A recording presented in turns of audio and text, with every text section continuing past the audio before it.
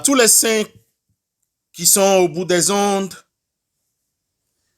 la grâce, la miséricorde et la paix du Seigneur Jésus-Christ soient avec vous. Louez l'Éternel. Mon âme loue l'Éternel. Je louerai l'Éternel tant que je vivrai. Je célébrerai mon Dieu tant que j'existerai. Ne vous confiez pas aux grands, aux fils de l'homme qui ne peuvent vous sauver. Leur souffle s'en va. Ils rentrent dans la terre. Et ce même jour, leurs desseins périssent. Heureux celui qui a pour secours le Dieu de Jacob, qui met son espoir en l'Éternel. Amen. Bien-aimés, à travers ces versets du psaume 146, recevez nos salutations matinales en Christ. Prions Dieu. Éternel Dieu, notre Père, notre Seigneur et Sauveur, par ta grâce, il t'a plu de nous protéger pendant la nuit qui vient de finir et jusqu'au jour qui commence. Permets que nous fassions ta volonté. Fais que nous employions les heures de grâce à venir pour te plaire, à rester en tes services. Nous aimerions dire et tout faire selon ta recommandation. Que toutes nos actions se rapportent à la gloire de ton nom et au salut de nos frères et sœurs. Daigne éclairer notre intelligence par ta clarté de ton esprit. Dirige-nous comme un petit enfant et tiens-nous par nos mains. Éclaire nos cœurs et notre route au nom de Jésus le Christ. Amen. Oh, oh, oh, eh, eh, oh, oh, c'est eh, eh. Je loue ton nom éternel. Seigneur, je célèbre tes bontés.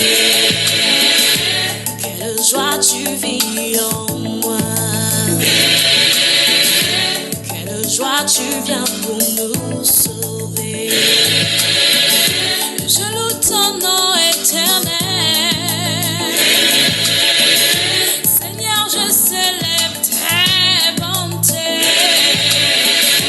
Quelle joie tu vis en moi. Quelle joie tu viens pour nous sauver. Oh, tu viens. Sur la terre, à la fois, pour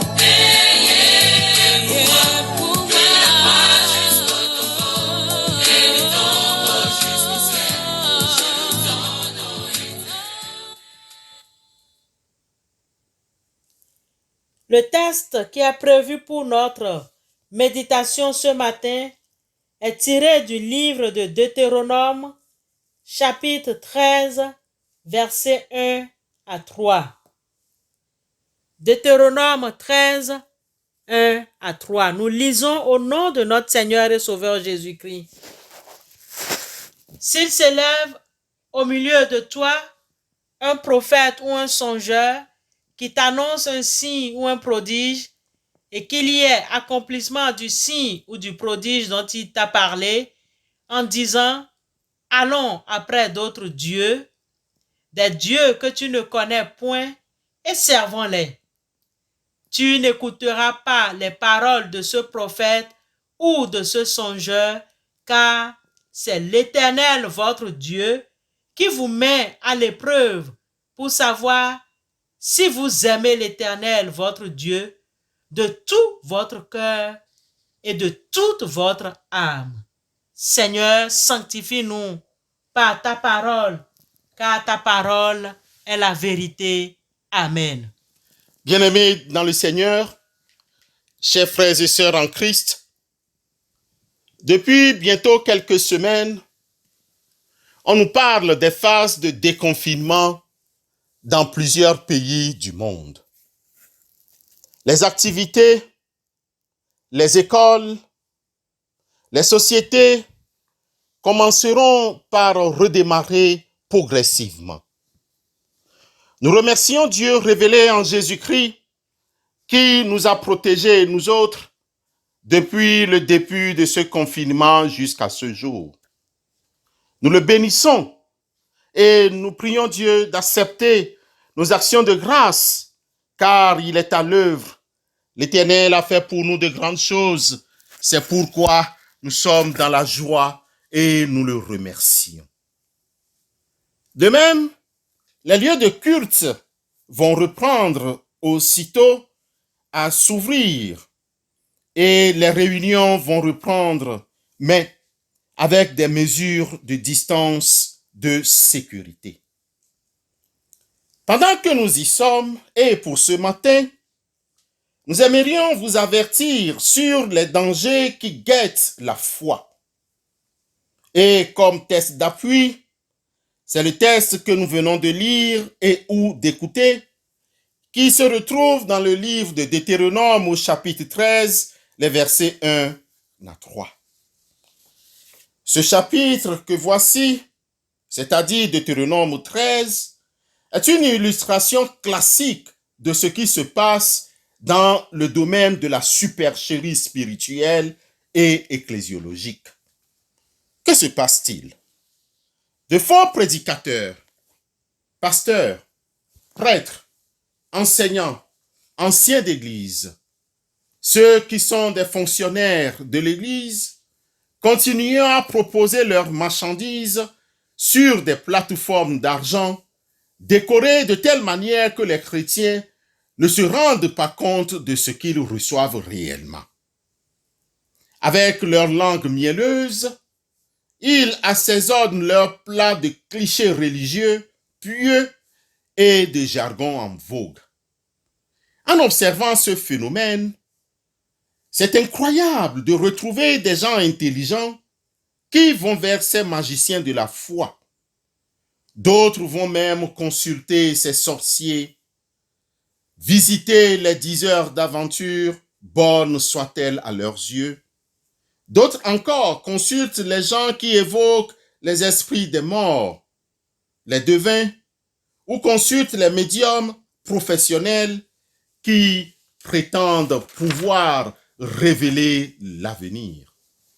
Bien-aimés, dans Deutéronome 18, les versets 9 à 13 encore, Moïse énumère les pratiques occultes interdites au peuple de Dieu et l'une d'entre elles consiste à consulter Satan pour connaître l'avenir.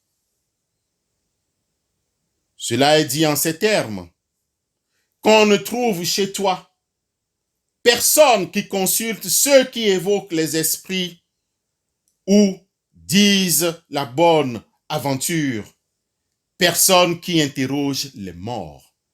Deutéronome 18, le verset 11. Jésus, puis les apôtres, nous ont instruits et continuent de nous enseigner, de nous avertir comme les faux prophètes et les faux enseignants. Bien-aimés, j'aimerais vous donner quelques exercices. Lisez Matthieu 7, les versets 15 à 20, Matthieu 7, 15, 20, Matthieu 7, 15 à 20, 2 Corinthiens 11, verset 3, verset 4, et verset 11 à 13, 2 Corinthiens 11, verset 3, verset 4, et verset 11 à 13, 1 Timothée 1, versets 6 et 7, 1 Timothée 1, versets 6 et 7, 1 Timothée 1, versets 6 et 7.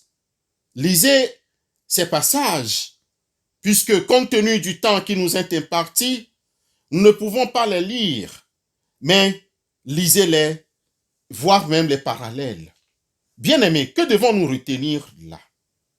Ce que nous ignorons, c'est que l'Esprit Saint nous révèle ce jour des vérités. C'est que, à chaque époque, les faux prophètes ont été les plus dangereux ennemis du christianisme.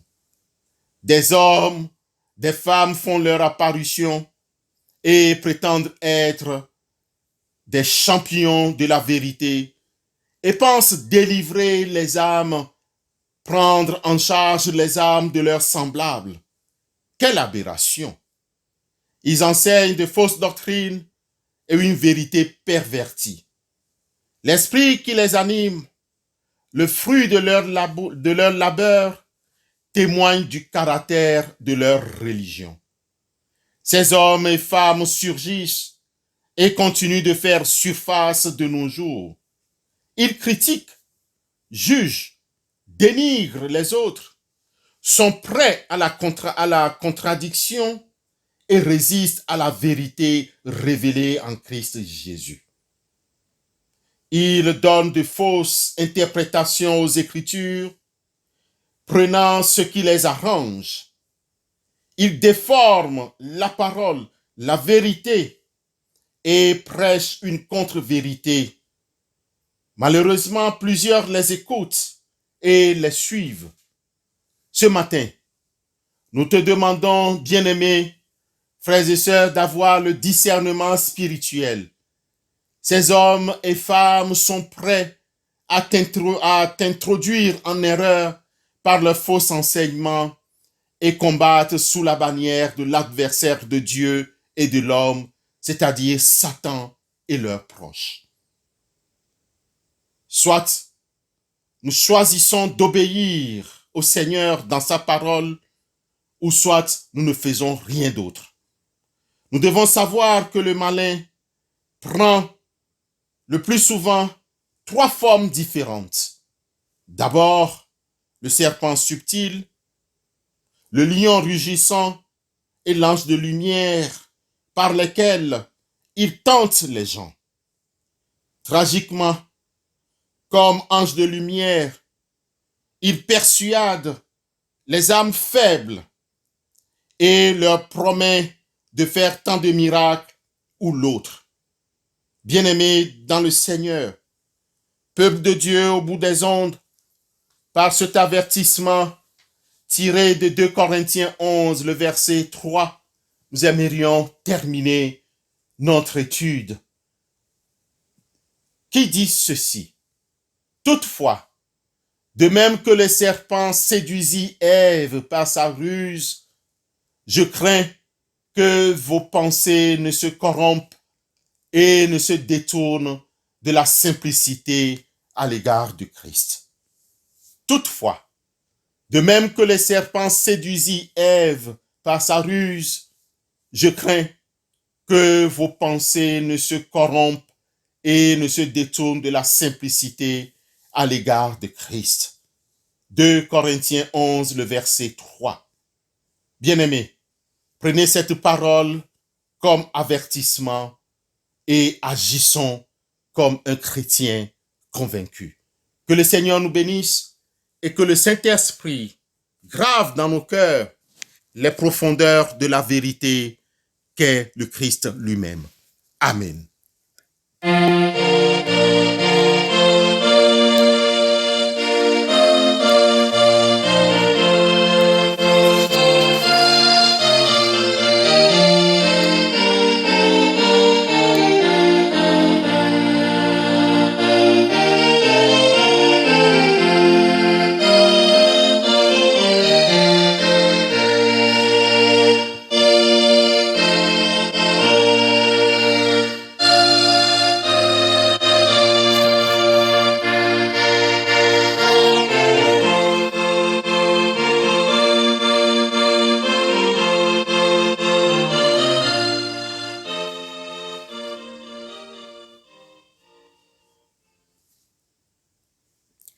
Prions Dieu.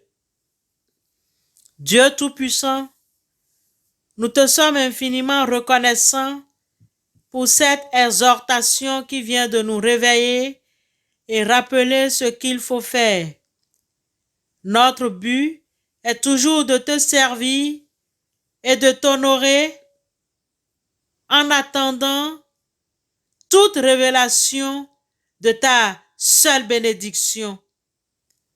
Nous ne voulons rien entreprendre qui ne te soit agréable. Ainsi, nous élevons notre corps et âme vers toi, Père céleste. Qu'il te plaise d'être le protecteur de notre pensée, de notre corps, afin de nous protéger contre toutes les flèches de Satan et délivre-nous de tout danger qui nous menace sans cesse.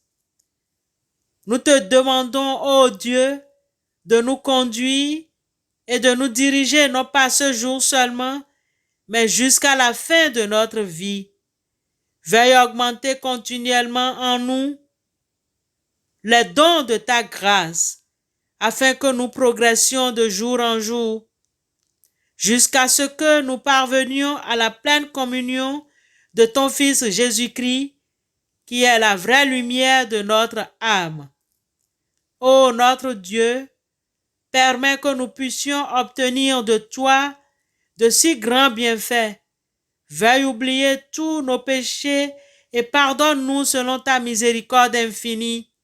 Délivre-nous de toute maladie, de toute calamité, comme tu l'as promis à tous ceux qui t'invoquent d'un cœur sincère en Jésus-Christ, notre Sauveur. Amen.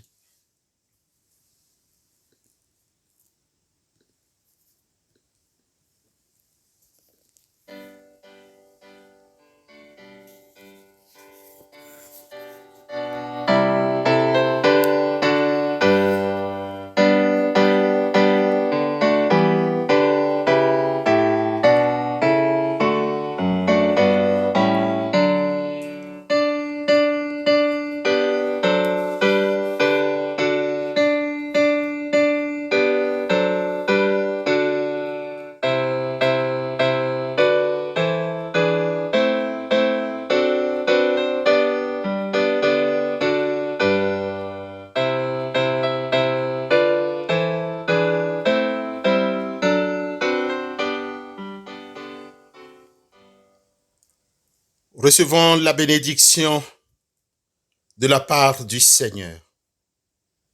Que le Dieu de paix, qui a ramené du milieu des morts notre Seigneur et Sauveur Jésus-Christ, vous sanctifie. Que le Saint-Esprit vous accompagne au cours de cette journée et surtout dans les heures à venir.